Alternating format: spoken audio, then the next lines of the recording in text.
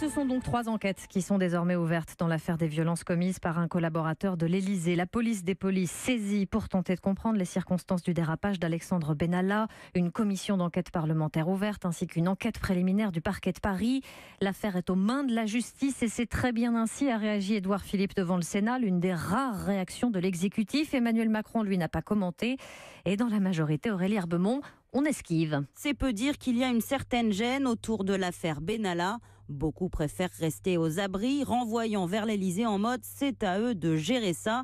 Et quand ils s'expriment, c'est sous couvert d'anonymat. Un conseiller ministériel le reconnaît. 15 jours de suspension ? Non, ce n'est pas suffisant.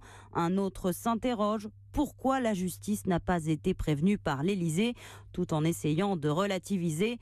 Dans la cour du roi, il y a toujours un type borderline. Ce qui règne, c'est une forme de stupéfaction.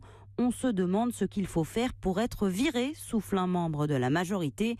Les marcheurs font le dos rond en espérant que la justice passe, et vite, afin qu'une décision soit prise à l'Élysée.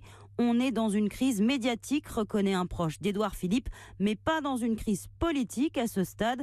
Officiellement, pas de raison de paniquer donc, même si un marcheur s'inquiète. En plein mois de juillet, le feuilleton peut durer. L'embarras de la majorité avec Aurélie